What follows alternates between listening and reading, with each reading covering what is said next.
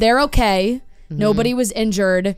Now there's been interviews with the family, which are a little funny, just because it was like they said that there was a 16-year-old girl in the house. She thought there was an earthquake, but in reality, Pete Davidson drove into her house. Oh my God! Yeah. Imagine being a 16-year-old girl and Pete Davidson drives into your house.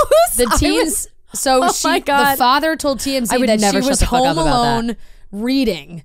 No which way. is also hilarious. 16, like what a classic. I just want to focus on this. What a classic dad. I mean, maybe she was, because I definitely had my Saturday nights at 16 where I was home alone reading. But like, oh, sweet innocent Susie was she was just up in her room reading at 11 p.m. on a Saturday night when crash Pete Davidson came flying into the side of the house.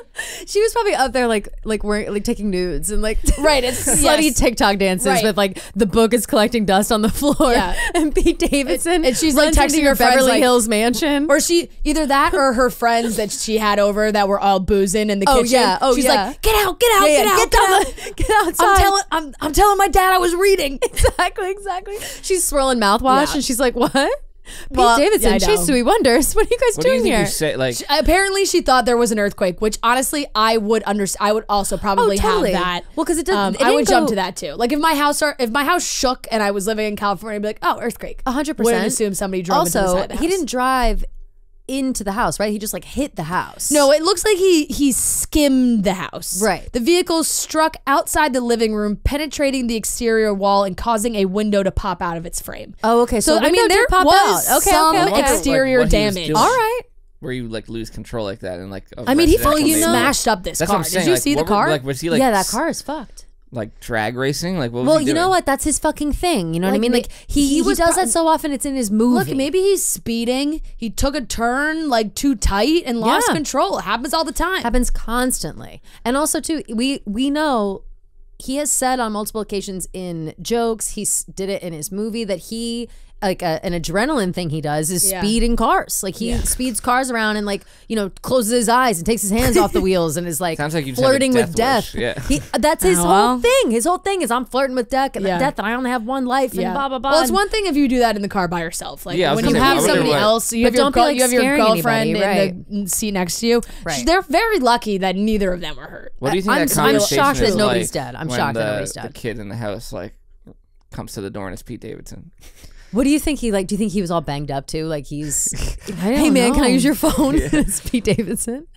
I just like what a scene. Like I feel like I would feel so fucking bad and guilty if that's me. If I'm Pete Davidson and I'm dicking around in my Mercedes in Beverly Hills and I'm Mr. Hollywood all of a sudden and I run into someone's house because I'm an asshole driving around. Like I would feel like such a dick. I would like, be I feel like like, so happy if I was a kid though, because it's like obviously he's gonna pay for it.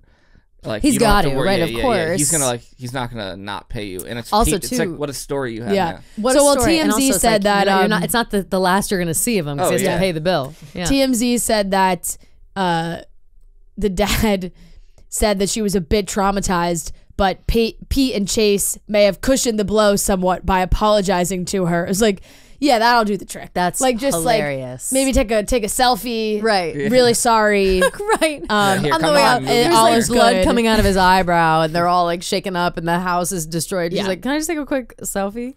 And obviously, like the insurance company will be the ones that are going to go after Pete to pay for this. Of course. The girl's dad says he harbors no ill will toward Pete. He's not going to sue and is just glad everyone's okay.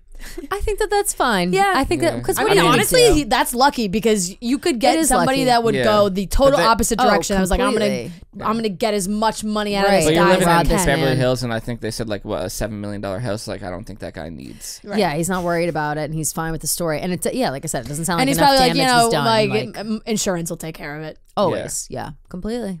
So, damn. Pete, what a wild move. What a wild move. What a wild time for him. When do you think that he's been dating this girl for a little while? I do now, like this relationship for him. I do too. I think it's a good one for him. I think these other women were too famous, and I think that he gets lost in the sauce.